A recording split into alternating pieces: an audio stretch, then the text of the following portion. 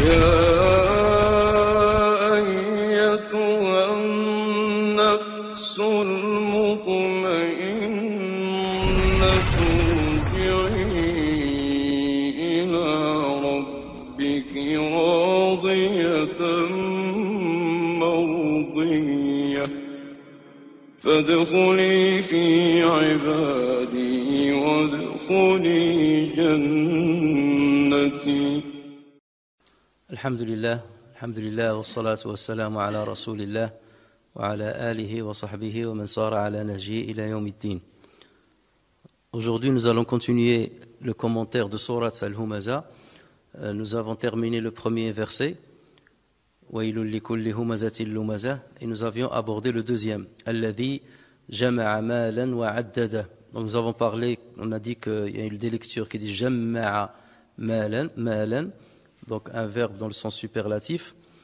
Et on a parlé de مَالًا, pourquoi Allah Azza wa Jalla l'a mis indéterminé, on n'a pas dit جَمَعَ الْمَالَ, et donc ça aussi on l'a expliqué. Maintenant reste à comprendre وَعَدَّدَهُ. عدد, donc c'est un verbe ruba'i, addada, donc avec 4 lettres. Et ce verbe dans ce verset-là peut avoir 3 significations. La première de ces significations, c'est ça peut faire référence à l'udda. L'udda, c'est lorsque wa'a'iddu lahum mastata'tum min quwwa, a'iddu, ça veut dire préparer des réserves, préparez-vous au voyage, ici dans le verset là, c'est préparez-vous contre votre ennemi, préparez les armements et ainsi de suite, l'armement et tout. Donc ça peut venir de l'udda. L'udda, c'est faire des réserves. Elle a dit addada mala. La deuxième signification, c'est compter, et ça c'est la signification addada, donc il a fait compter les choses. Lorsqu'on dit l'addad, c'est celui qui compte. Ou addadahu peut être signifié aussi diversifié. Et on va expliquer ces 3 possibilités. Alors la première possibilité, c'est qu'il a fait des réserves. Alladhi jama'a malan wa addada. Ça veut dire celui qui a amassé l'argent. Wa addada, ça veut dire il l'a mis sous forme de réserve pour quelque part le dépenser lorsqu'il en aura besoin dans la vie, dans sa vie. Et c'est pour ça qu'on a l'habitude de dire il amasse l'argent, le douair zman, c'est-à-dire pour les problèmes de la vie, pour les aléas de la vie. Donc on peut le comprendre dans ce sens-là. Ça veut dire il a amassé l'argent et il l'a réservé, ça veut dire au lieu de le distribuer, au lieu de l'investir pour ceux qui en ont besoin, il l'a réservé, il la met en réserve pour préparer le udda, c'est-à-dire des réserves au cas où il en aurait besoin dans sa vie. La deuxième signification, c'est le fait de compter. Ça veut dire c'est quelqu'un qui a amassé l'argent et qui ne cesse de le compter. Il a amassé des biens matériels d'une manière générale, on a expliqué déjà la signification de le mal, et il ne cesse de le compter. J'ai ceci, j'ai cela, est-ce que j'ai perdu de ça, est-ce que j'ai payé ça, est-ce que j'ai récupéré mes prêts, est-ce que j'ai remboursé. Donc il est dans cet état d'esprit, il est obnubilé par le compte de l'argent. Et addada aussi, ça peut être dans ce sens-là, peut être expliqué par le fait que même lorsqu'il donne l'argent, il commence à compter combien j'ai donné. Et c'est pour ça que le prophète sallallahu alayhi wa sallam a dit à Aïcha radiyallahu anha, la tuhsi fayuhsi Allahu alayki wa la tuki fayuka alayki, la tuhsi fayuhsi Allahu alayki wa la tuki fayuka alayki. Ça veut dire ne compte pas l'argent lorsque tu donnes le monde, ne fais pas les comptes, je vais donner que ça, donne avec générosité. Parce que si tu donnes avec générosité, Allah Azza wa Jalla te donne avec générosité. Si tu donnes en comptant, ça veut dire en restreignant le minimum, ne donnant que le minimum, donc là, Allah Azza wa Jalla aussi, il va agir vis-à-vis de toi sans générosité. Donc il va te donner peut-être seulement ce dont tu as besoin et il ne va pas te donner des largesses. Wala tuki, la tuki, ça veut dire ne ferme pas. Ça vient de l'wika, lorsqu'on ferme un récipient, on appelle l'wika.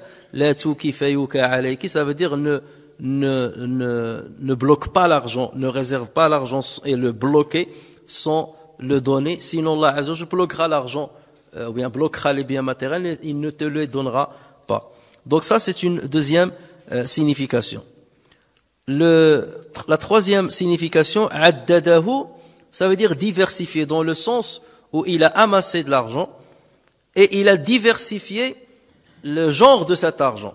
C'est-à-dire, il a un peu de commerce, il a de l'immobilier, il a des voitures, il a des terres agricoles, donc il a diversifié le type d'argent, le type de biens matériels, le type de richesses. Donc, addadahu ja'alahu mu'addadan. Mu'addad, ça veut dire, par exemple, lorsqu'on dit,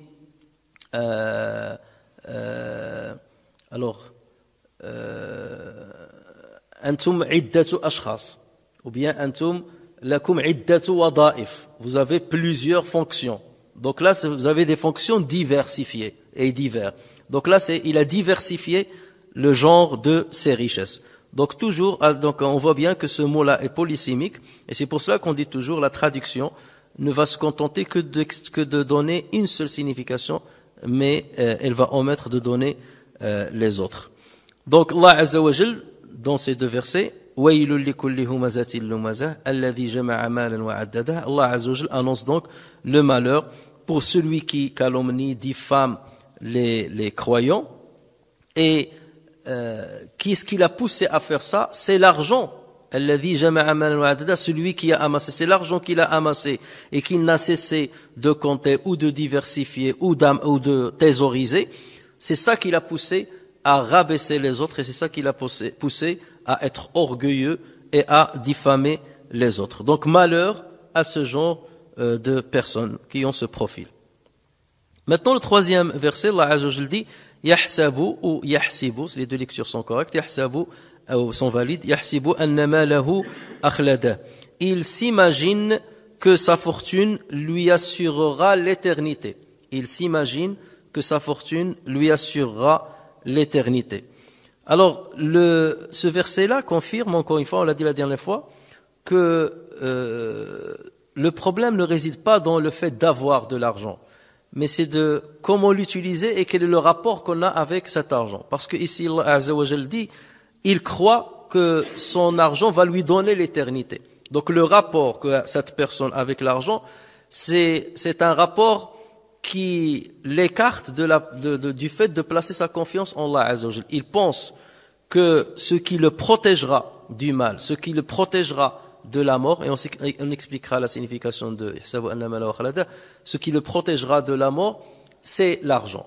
Donc le rapport qu'il a avec l'argent, ce n'est pas un rapport de quelqu'un qui possède un moyen et un outil de vie, mais c'est quelqu'un qui travaille et qui est au service de cet argent en pensant que cet argent c'est son Seigneur. Il est au service de cet argent, il adore quelque part cet argent. Et d'ailleurs, comme on a dit, il y avait plusieurs compagnons qui étaient riches et qui avaient de l'argent et qui amassaient de l'argent et qui diversifiaient le genre d'argent qu'ils pouvaient posséder. Et c'est pas pour autant que Allah Azza wa Jal a remis en cause leur richesse. Parmi les compagnons du prophète sallallahu alayhi wa sallam, ne serait-ce que les 10 compagnons auxquels le paradis fut promis, il y en a 5, la moitié, qui étaient des gens qui étaient fortunés, comme le cas de Abdurrahman ibn Auf, comme le cas de Uthman ibn Affan, comme le cas de Zubayr ibn al-Awwam, comme le cas de Talha ibn Ubaydillah. Donc c'était des gens qui étaient fortunés. Alors ce verset est une manière, quelque part, de se moquer de celui qui a amassé l'argent.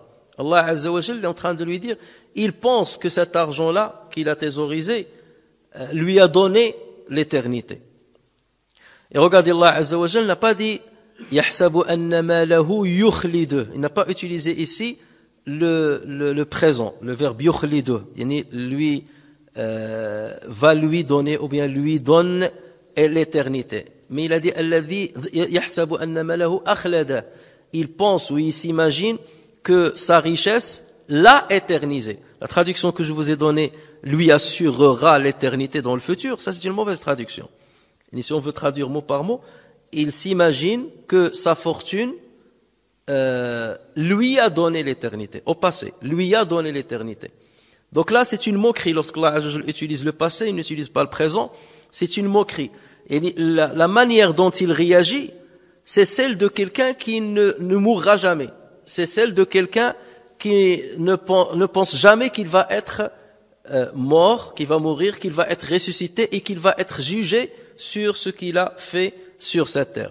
Il pense que ça y est, je vais vivre l'éternité sur cette terre-là, et donc je ne risque absolument rien. Il lui a donné déjà l'éternité. Donc forcément, il va agir avec arrogance, et il va agir avec orgueil et avec mépris envers les autres. Alors maintenant, nous on sait que l'être humain, n'importe quel être humain, il sait que la mort va le toucher. Personne né dans le monde parmi les humains n'a dit je vais vivre éternellement. Personne.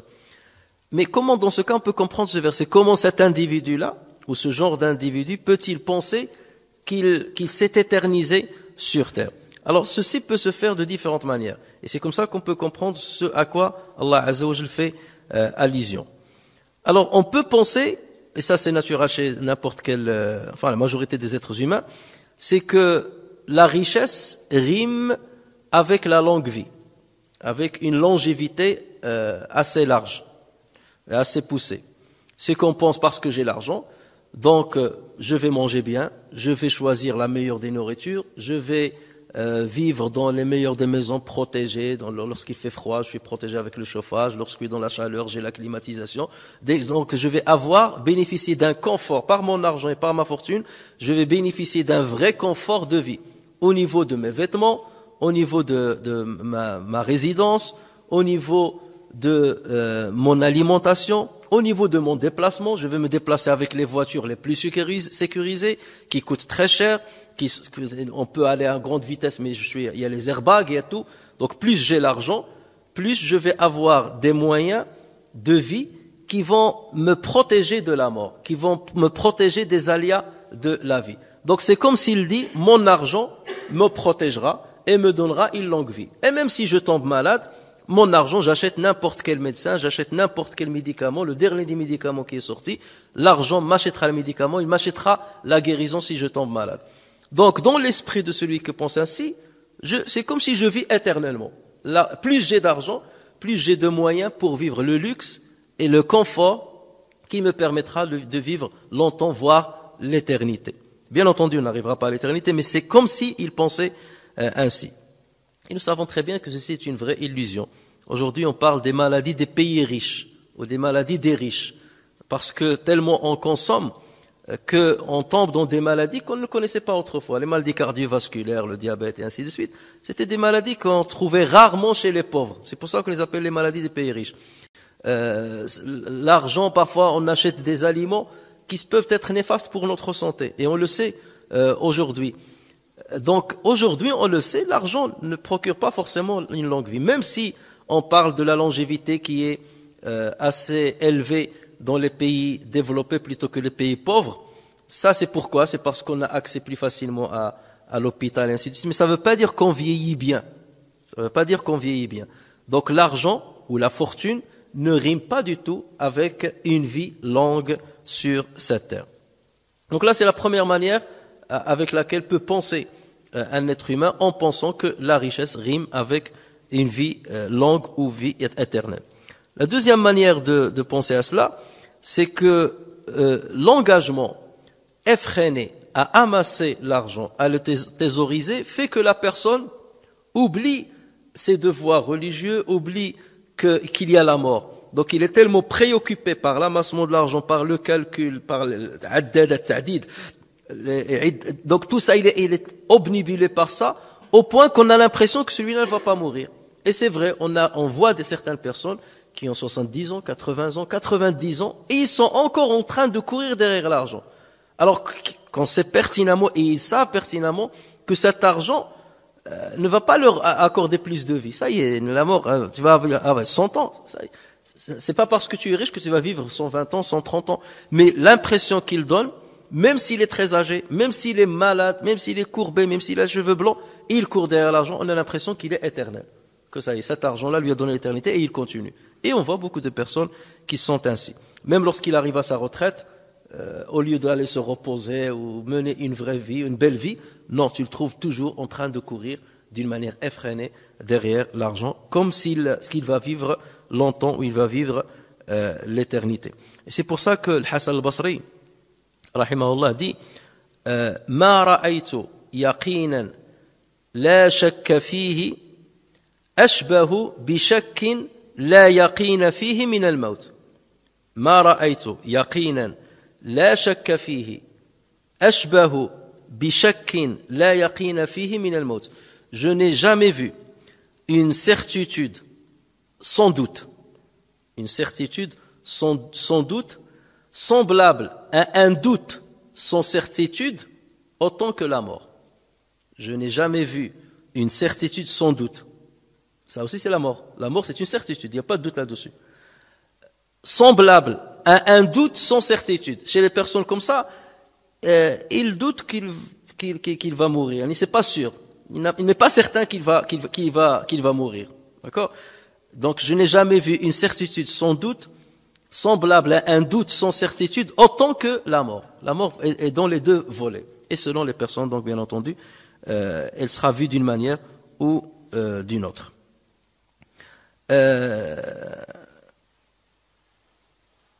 C'est, chez personnes-là, l'espoir de vivre longtemps, il est tellement fort, chez nous, l'espoir est tellement fort, que même s'il voit ses pères ou ses proches mourir, à chaque fois il dit la raison de leur mort, moi j'en suis très loin. Par exemple, il a un proche ou un de ses pères qui est mort par une maladie. Lui il va dire oui, j'ai de l'empathie pour lui, le pauvre et tout ça, j'ai de la pitié pour lui, mais après il va dire oui mais moi je tomberai jamais dans cette maladie. Parce que je vais être précautionneux par rapport à cette personne-là. Lui, il fumait, il buvait, moi je fume pas, je bois pas, donc je ne risque pas cette maladie. Lui, il mangeait trop gras, il mangeait trop sucré, moi je fais très attention, donc je tomberai pas dans cette maladie.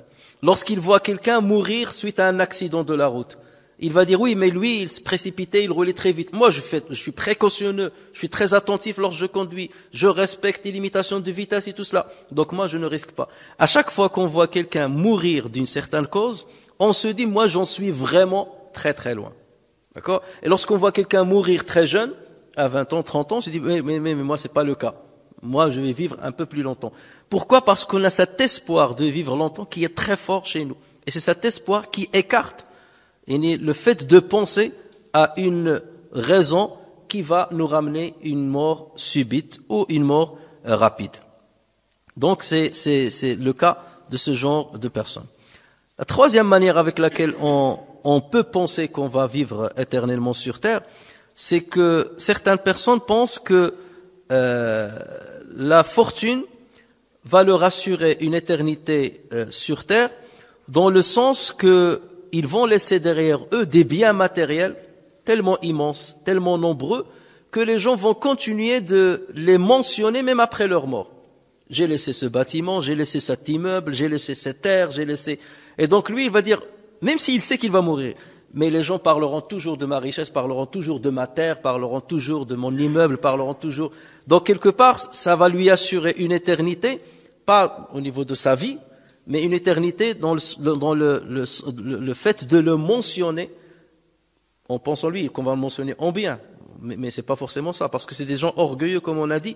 Ils pensent que parce qu'il est riche, les gens vont parler que du bien de lui. Ah, il est riche, oh, regarde comme il est riche.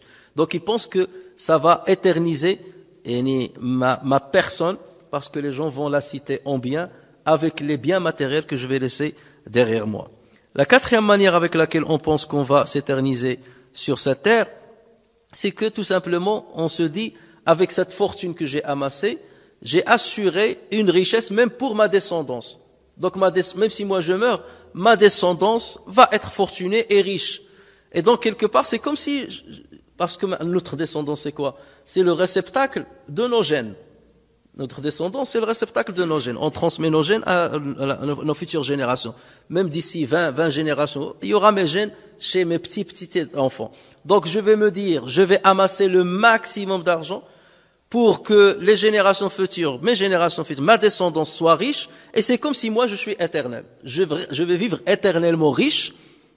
En étant vivant, je le suis. Et à travers mes enfants, je suis quelque part riche. Et à travers ma descendance, je suis riche. Donc ça aussi, c'est une manière de penser qu'on est éternel sur terre. Ou bien, la cinquième manière, c'est que certains, lorsqu'ils ont une idéologie qu'ils veulent commercialiser et diffuser, ou bien ils ont un pouvoir qu'ils veulent maintenir, donc ils s'y attachent en pensant que même après ma mort, je vais permettre à ma descendance ou à mes suiveurs de perpétrer mon idéologie ou de perpétrer mon pouvoir. Il y a certains pays maintenant qui se targuent d'être des pays tellement riches, tellement forts, qui se disent, moi, d'ici 2-3 siècles, je serai toujours le gendarme du monde, le pays le plus fort du monde, et voilà. Et quelque part, leurs dirigeants, ils ont cette vision-là. Je m'éternise, quelque part, j'éternise ma nationalité, ou bien mon appartenance à ce pays-là, ou bien mon pouvoir, à travers ceux qui vont venir après moi, qui seront de mon parti politique, ou qui seront tout simplement de ma famille, et ainsi de suite. Et donc là, quelque part, je vais éterniser, d'accord, mon existence à travers eux. Donc voici les différentes manières avec lesquelles on peut penser que la fortune, que le pouvoir, que la richesse font éterniser les personnes. Alors que le musulman, bien entendu, il vit une certaine éternité relative, mais en accomplissant les biens. Et c'est là où on revient au hadith du prophète sallallahu alayhi wa sallam, lorsque le fils d'Adam décède, meurt, ses œuvres seront arrêtées sauf de 3 choses. Ou la récompense de ses œuvres sera arrêtée sauf de trois choses. Sadaqa jariya, une aumône qui continue de fructifier, dont les gens continuent de profiter. Donc là, il vit une éternité, même s'il est dans sa tombe, et il reçoit la récompense. Donc c'est comme s'il est vivant encore. Ilmun yuntafa'u bih, il a laissé un savoir qui fait profiter, enfin qui profite aux gens. Donc là aussi, il est quelque part vivant, même s'il est mort. Lorsqu'il laisse des enfants pieux qui invoquent Allah Azza wa Jal pour lui. Donc quelque part, même s'il est mort, il est en train il vit une autre vie et il reçoit les récompenses comme s'il était encore vivant. Donc voici la vision du croyant qui voit que l'éternité de sa présence se fait à travers les bonnes œuvres, et la vision de l'homme obnubilé par la richesse qui pense que c'est la richesse matérielle qui va lui assurer une éternité sur terre. يحسب أن ماله أخلده كلا لينبذن في الحطمة. Alors ici c'est une menace. كلا لينبذن في الحطمة, dont on l'a traduit par gare à lui, c'est dans la hutama qui sera précipité. Gare à lui. Kalla. Donc là Allah Azza wa Jal quelque part menace ces gens-là. Ce que vous pensez là, c'est faux. Ce que vous pensez là ne se réalise pas. Ce que vous pensez là n'est pas du tout réel. Ce qui est réel, c'est que vous serez jeté dans le hutama, qui est l'enfer. Vous serez jeté dans le hutama. C'est ça qui est réel. Et d'ailleurs, le mot kalla dans le Coran, les savants, on l'appelle harfu jaz'in wa rad'a. Harfu jaz'in ou zajrin wa rad'a. Ou harfu inkar.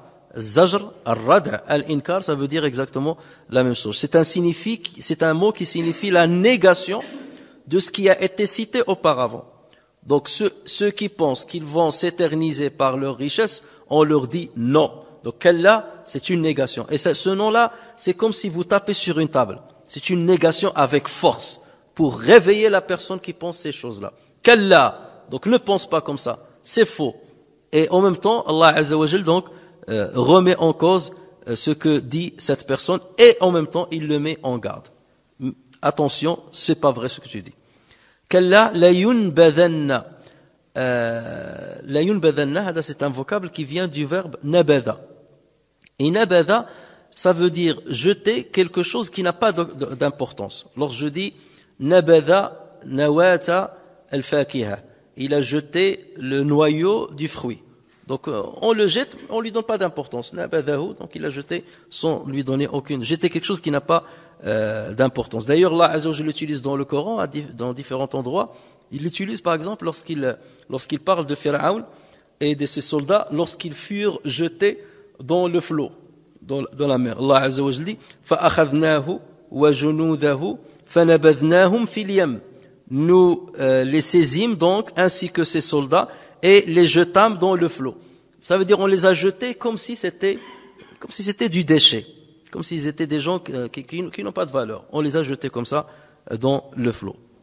Et ce verbe aussi s'utilise, nabadha, s'utilise lorsque quelqu'un rend un pacte.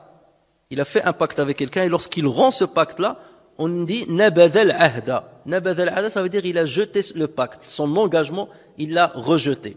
Il lui a pas donné d'importance, comme s'il n'a pas fait, comme si le pacte n'a pas d'importance pour lui. Et c'est dans ce sens-là, Allah Azza wa Jal parle de Banu Israël, ou d'une partie de Banu Israël, lorsqu'il dit « Awa kullama ahadu ahdan, nabadahu fariqum minhum » À chaque fois, ou là faudrait-il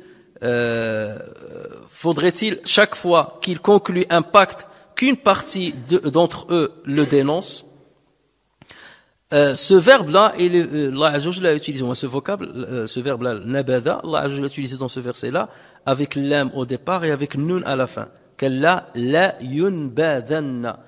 Le lam là, c'est une lettre qui signifie la certitude.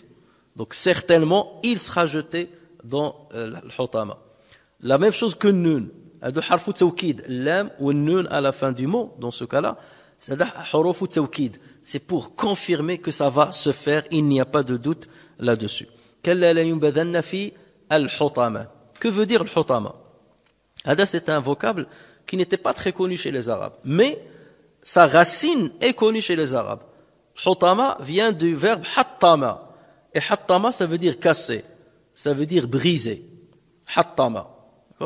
Al-hutam, c'est ce qui est brisé, c'est ce qui est cassé. Lorsqu'on casse par exemple du bois en plusieurs morceaux, ce qui reste, on va l'appeler le hutam. Mais le mot hutama en tant que tel n'était pas connu avec cette forme-là chez les Arabes.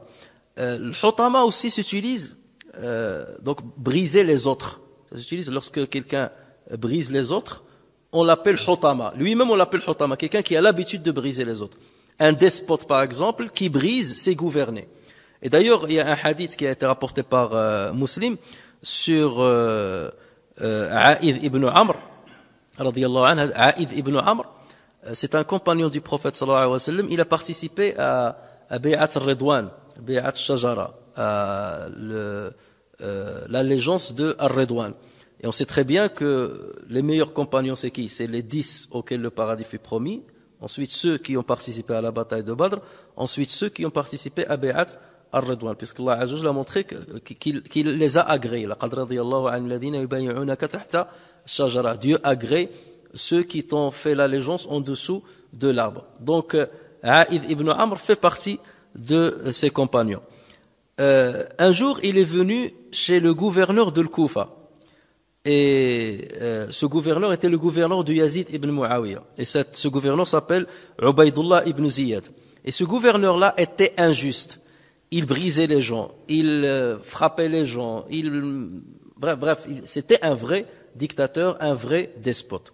Et donc, A'idh ibn Amr, radiyallahu anhu, il est rentré chez lui et il lui a dit « Ay bunay, inni sami'tu Rasulallah sallallahu alayhi wa sallam yaqul inna sharra al-ri'a'i al-hutama. Inna sharra al-ri'a'i al-hutama. Fa iyyaka an takuna minhum. » Il lui a dit « Ya bunay, fiston », parce qu'il était âgé. Et regardez comment normalement on s'adresse à un gouverneur, combien même il est despote. On ne s'adresse pas avec lui avec arrogance et tout ça. Ça reste quand même un gouverneur qui a un poids, qui a un pouvoir. Donc il faut essayer de le conseiller. On vient pas, on le conseille d'abord. Donc il est venu, il a dit « Ay bunay, ya bunay, fiston ». J'ai entendu le prophète sallallahu alayhi wa sallam dire « Sharrur ri'a'i » les pires ri'a, ce sont les bergers. Les pires des bergers sont le hutama. Ça veut dire ceux qui brisent leur gouverné. Donc ne sois pas comme eux. Donc là c'est un bon conseil. Ne sois pas comme. Il n'avait pas dit tu es un despote, tu es une hutama. Non, il n'avait pas dit ça. Il lui a dit, le prophète sallallahu alayhi wa sallam a dit ça. Donc ne sois pas, fais de sorte que tu ne sois pas parmi eux, puisque tu es ra'i, tu es un berger, puisque tu es un gouverneur. Et Ubaydullah ibn Ziyad, tellement il était arrogant, il lui a répondu avec mépris.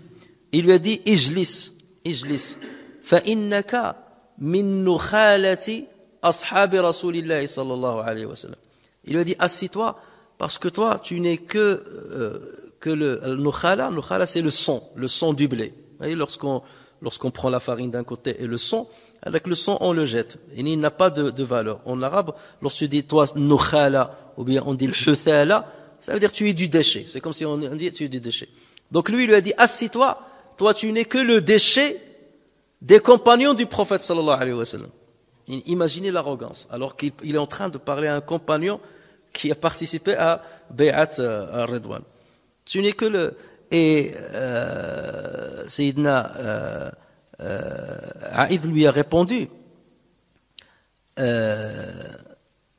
إنما النخالة في غيرهم وفي أتباعهم إنما النخالة في غيرهم وفي أتباعهم. Ça veut dire, il lui a dit Nukhala, le déchet, n'existe que chez les non-compagnons, في غيرهم, autres que les compagnons, وفي أتباعهم, et ceux qui lui ont, leur ont fait suite. Alors que tous les compagnons, normalement, c'est des bonnes personnes, tous les compagnons. Dans cette époque-là, c'est les non-compagnons, c'est là où tu pouvais trouver les déchets, ou bien la génération d'après, c'est là où tu peux trouver les déchets. Mais parmi les compagnons du prophète, tu ne trouveras pas de déchets. Donc regardez, il est resté respectueux quand même en répondant. Il s'est défendu, d'accord, mais sans l'insulter, sans être insolent. Donc il s'est défendu à juste titre pour défendre aussi les compagnons et se défendre par l'occasion. Donc, mais ce qui nous intéresse ici, c'est lorsqu'il a dit, le prophète sallallahu alayhi wa sallam a dit, Inna sharra al-ri'a'i al-hutama. Donc, le hutama ici, c'est celui qui brise les autres. Donc, Allah azza wa jal a qualifié Jahannam, a qualifié l'enfer de l'hutama. Ça veut dire celle qui brise. Ceux qui seront dedans, ils seront brisés. Leurs os seront brisés, leur peau, leur tête, tout sera brisé. Parce que tellement le châtiment est dur qu'ils seront complètement brisés. Et ça fait référence, ça concorde avec le péché que ces gens-là ont commis. Parce qu'on n'oubliez pas, ce sont des gens qui rabaissent les autres, qui cassent les autres. Donc Allah Azza wa Jalla leur dit, je vous prépare al-hutama, qui va vous casser aussi. Al-iqabu min jinsi al-amal. La punition est du même genre ou de la même espèce que le péché.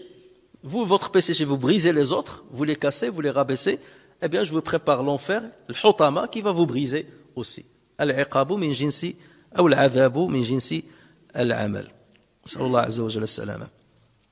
Alors, l'hutama, c'est quoi l'hutama? Pour certains savants, c'est un des degrés de l'enfer. Pour d'autres, c'est un des noms de l'enfer. Pour d'autres, c'est une des portes de l'enfer. Dans l'enfer, il y a combien de portes? لها سبعة أبواب. Il a 7 portes. لكل باب منهم قسط معلوم. Pour chaque porte, il y a un nombre bien déterminé de personnes qui vont entrer par cette porte-là. Dans le Coran, Allah Azza wa Jal a donné plusieurs noms à An-Nar, à l'enfer. Ils sont au nombre de 7. Donc il l'a appelé Al-Jahim, il l'a appelé Jahannam, il l'a appelé Lava, Kalla innaha Lava, Nazza'atan lishawa. Il l'a appelé As-Sa'ir, il l'a appelé Saqar, il l'a appelé Al-Hawiyah et il l'a appelé Al-Hutama. Voilà, voici donc 7 noms qui ont été donnés à Nar. Donc c'est là où les savants ont divergé. Puisque ce chiffre 7 correspond au nombre de portes de l'enfer, certains ont dit c'est 7 portes. Les 7 portes, c'est leur nom. Jahannam, Sa'ir, Saqar, Lava, Al-Hutama, Al-Hawiyah. Ce sont les noms des portes. Certains ont dit non, ce sont des degrés. Et plus on descend en bas, plus le châtiment est dur. Et le plus bas degré est réservé à qui? Aux hypocrites. Innal munafiqina fi ad-darki al-asfali min an-nar. Le plus bas, c'est ce qu'on appelle l'Hawiyah. L'Hawiyah, donc, c'est la plus profonde. Donc certains ont dit que c'est comme ça. Et certains ont dit que ces termes-là ne sont que des qualificatifs de nar. Et d'ailleurs, à chaque fois qu'on arrivera à une sourate où un de ces noms-là est cité, on expliquera sa signification littéraire. Et d'ailleurs, on rapporte sur Ibn Abbas radiyallahu anhu que ces 7 noms sont les portes de l'enfer. Ibn Abbas, c'était son avis. La sab'atu abwab li kulli babin minhum juz'un maqsum. Et la 7 portes, et chaque porte, on a sa part déterminée. Kalla la yunbadhanna fil hutama wa ma adraka ma al hutama. Et qui te donnera une idée sur le hutama. Wa ma adraka ma al hutama. Had ma adraka, c'est une question. Qui te donnera une idée? C'est une question. C'est une interrogation. Et ça, les Arabes ils disent c'est hada su'alu ta'zim. Hada su'alu ta'zim ou bien su'alu tadkhim ou bien su'alu tafkhim. Donc c'est une interrogation d'amplification pour amplifier la chose. C'est un questionnement ou une interrogation d'amplification. Allah Azza wa Jal, wa ma adraka, il l'a utilisé 12 fois dans le Coran. Soit pour parler du jour de la fin de la vie sur terre, soit pour parler du jour du jugement, soit pour parler de l'enfer, d'accord, soit pour parler de certaines créations de Allah Azza wa Jal, soit comme par exemple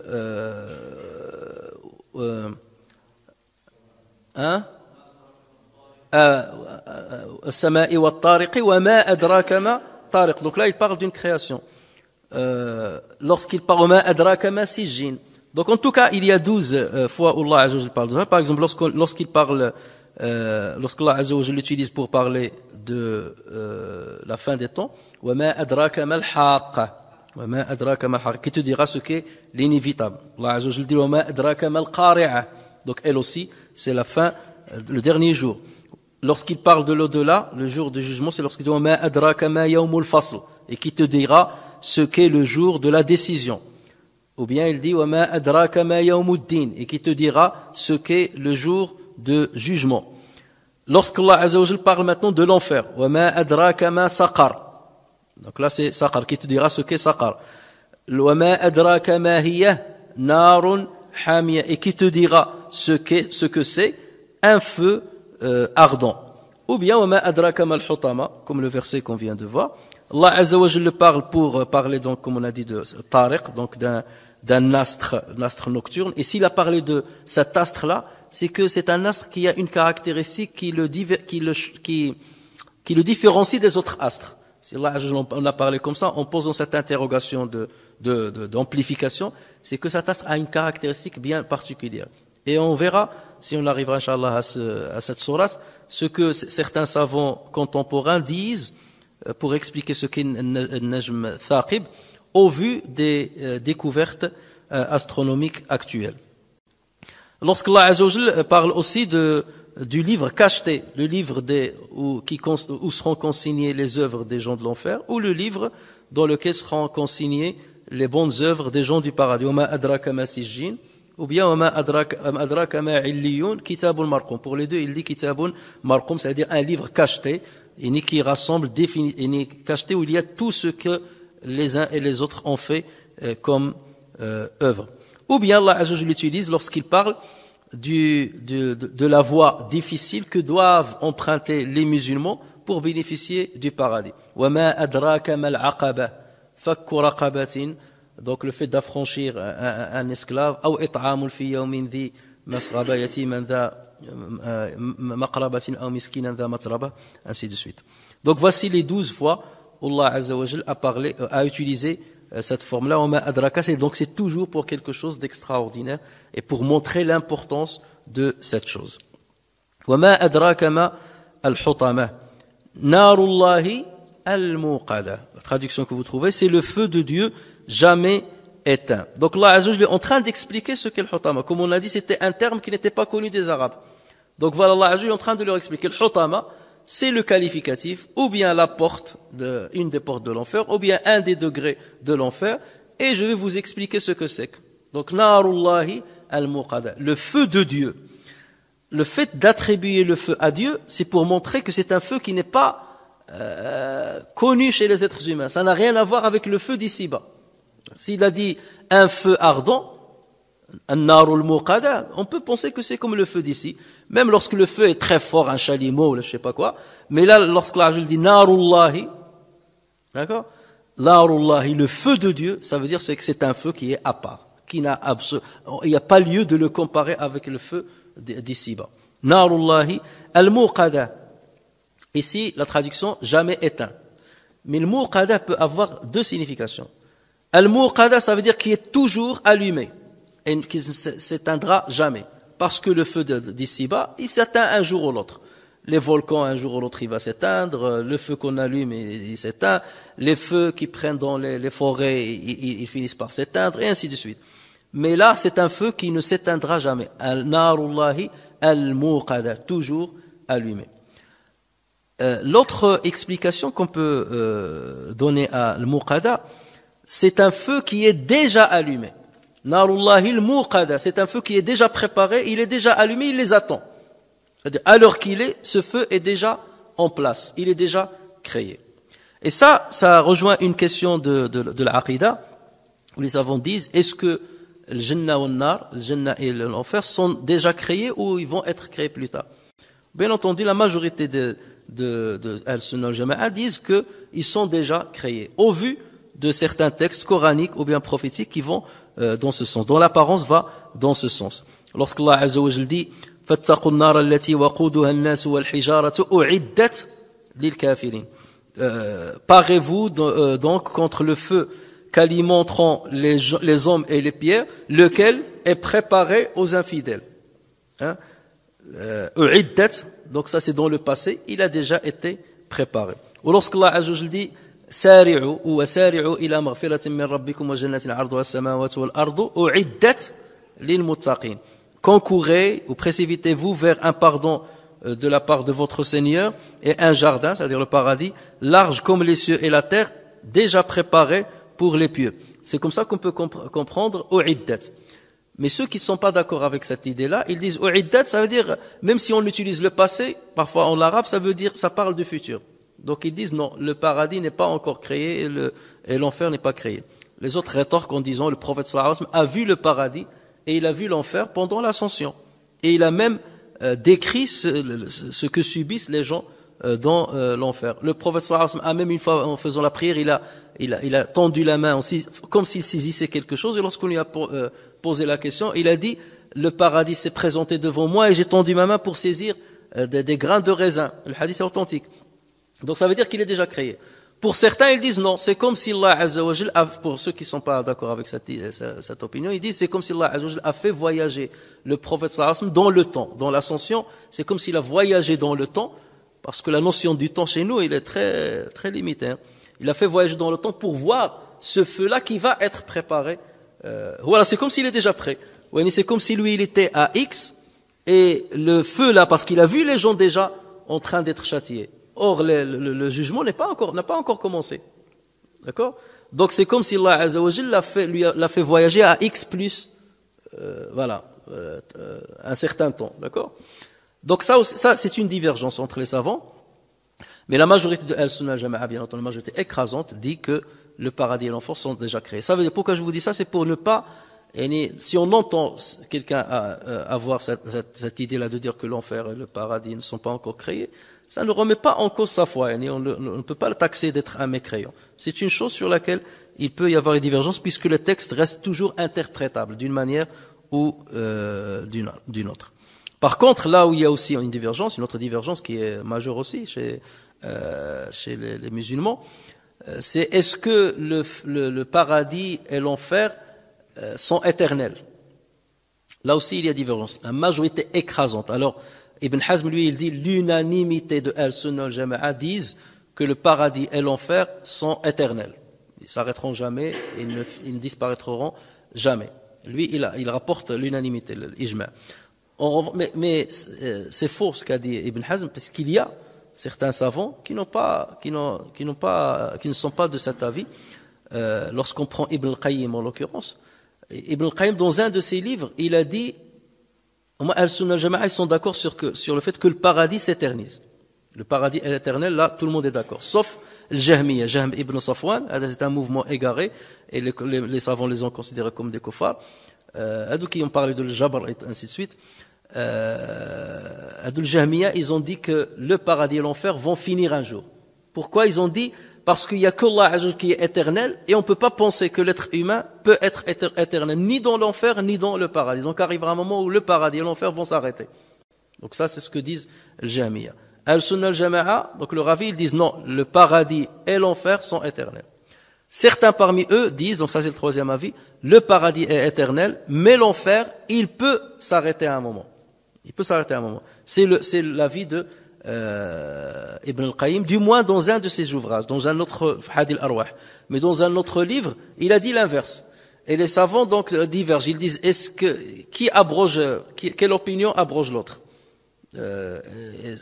Tout dépend de quel est le livre qu'il a écrit le premier. Donc, puisqu'il se contredit dans ces deux livres.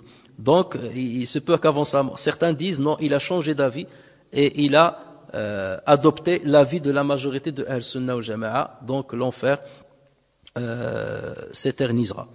Et eux, ils se basent, et ceux qui disent qu'il ne va pas être éternel, ils se basent sur 3 versets notamment. Le verset dans lequel Allah dit « Labithina fiha ahqaba » ils y demeureront, les gens de l'enfer, ils y demeureront des siècles durant. Labithina fiha ahqaba. Mais ahqaba, ça veut dire quelques siècles. Donc ça veut dire pour eux, ça sous-entend que ça va s'arrêter.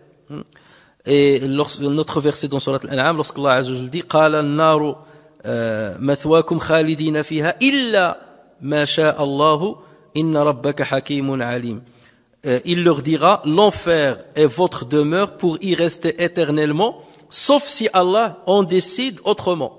Illa ma sha'a Allah. Sauf si Allah en décide autrement, vraiment, ton Seigneur est sage et omniscient.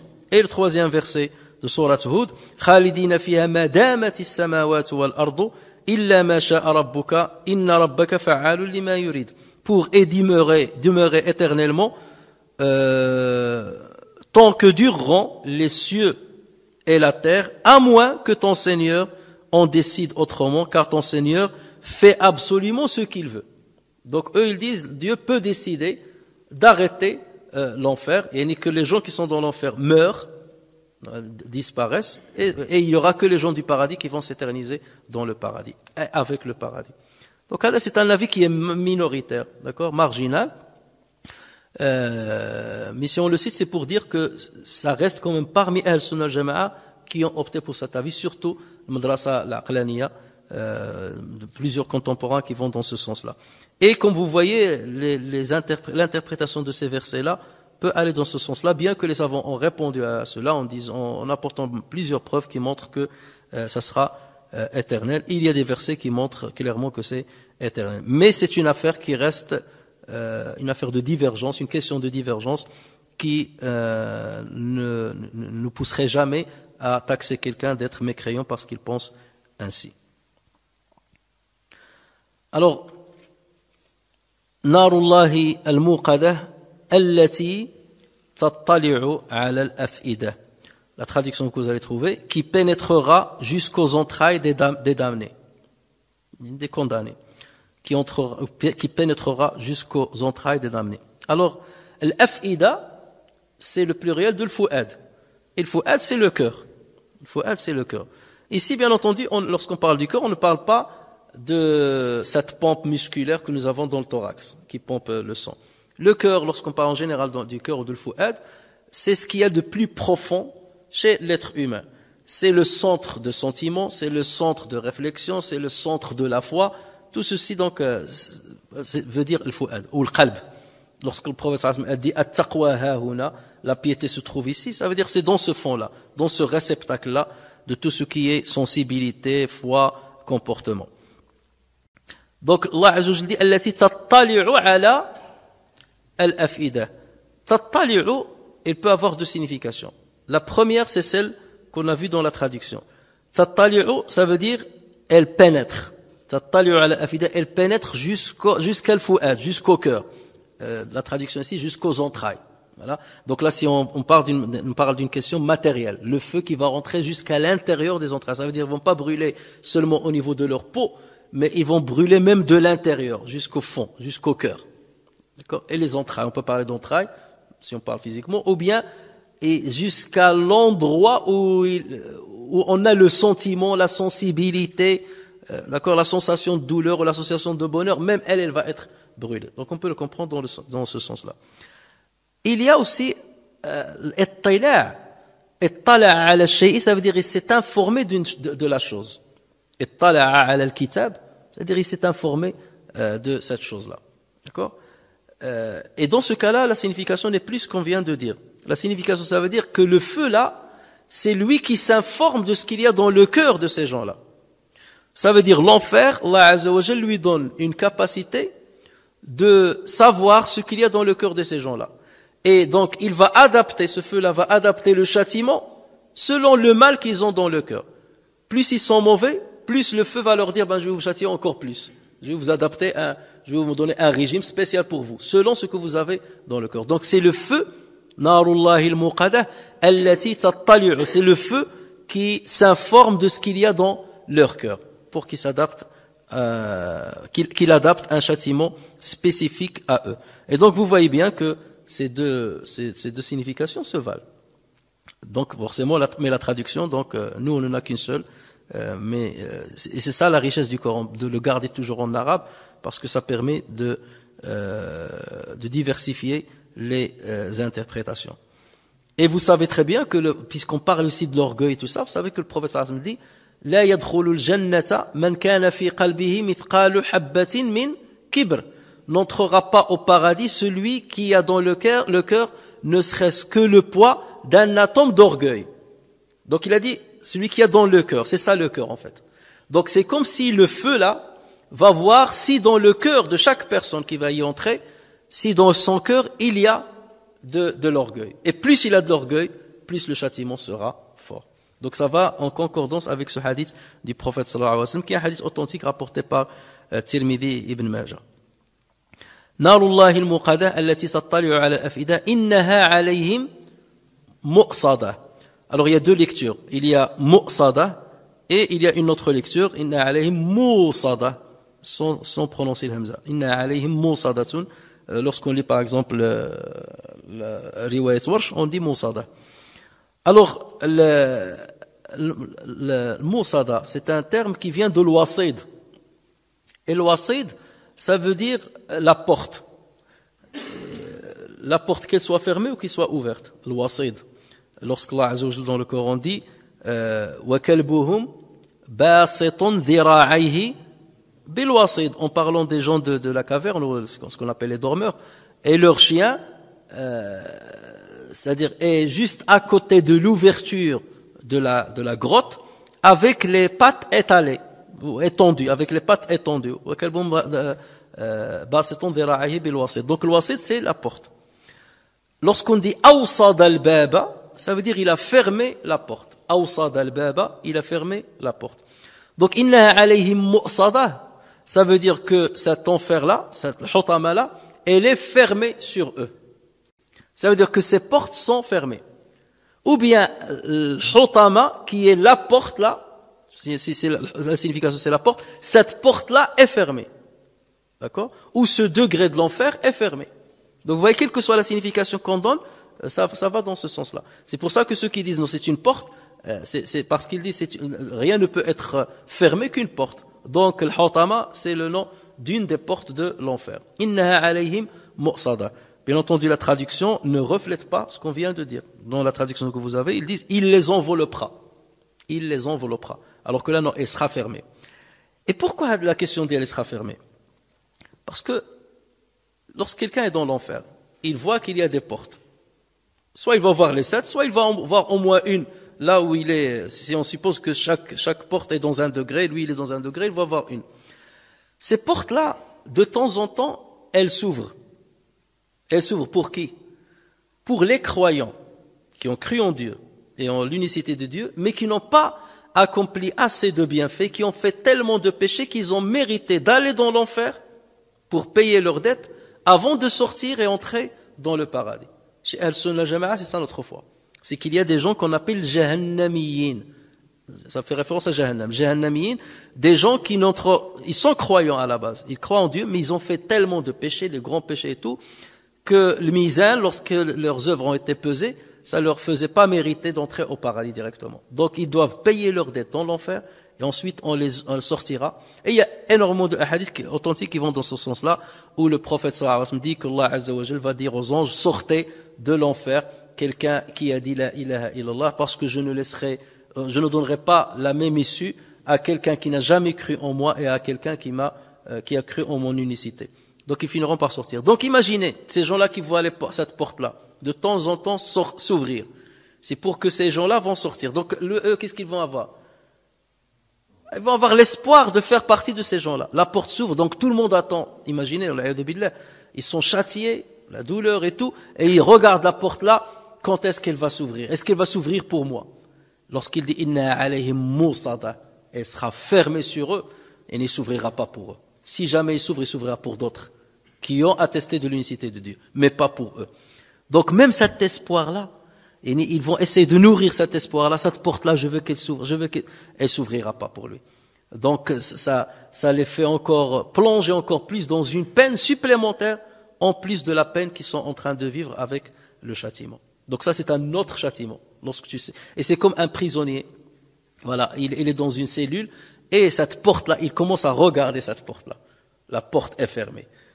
Et dès qu'il entend la clé, voilà, le gardien qui vient avec la clé, c'est l'espoir qui renaît. Je vais sortir, je vais aller dans la récréation, je vais retrouver les autres prisonniers, ainsi de suite. Donc cette porte-là est une fenêtre vers l'espoir. Mais là, il leur dit non, cette porte-là est fermée. Aucun espoir. Innaha alayhim. Bon, ça, regardez la rhétorique qui est utilisée dans ce verset-là, ça vous montre la beauté, justement, du Coran. إنها عليهم مؤصدة في عمد ممددة. Alors, la majorité des lecteurs disent في عمد ممددة. Si, par contre, il y a d'autres lecteurs comme Hamza ou bien Al-Kisa'i qui disent في عمود ممددة. في عمد ممددة, في عمود ممددة. Que ce soit عمد ou عمود, ça signifie la même chose. C'est le pluriel de amoud. Et l'amoud, c'est une colonne. En général, c'est comme un amoud, on le dit généralement d'un bâton en bois qui est haut. Ça c'est l'amoud, on dit l'amoud. Un bâton sur lequel on s'appuie. Donc là, Allah a utilisé le pluriel. Fi amadin mumaddada ou fi umudin mumaddada. Ça veut dire que ce feu-là sera sur des colonnes. Soit le feu sera sur des colonnes, ou le feu aura la forme de colonnes très élevées. Mumaddada, ça veut dire très haut. Alors que la traduction n'est pas du tout ce que je suis en train de dire. La traduction que vous avez trouvée, c'est par d'immenses colonnes de flammes.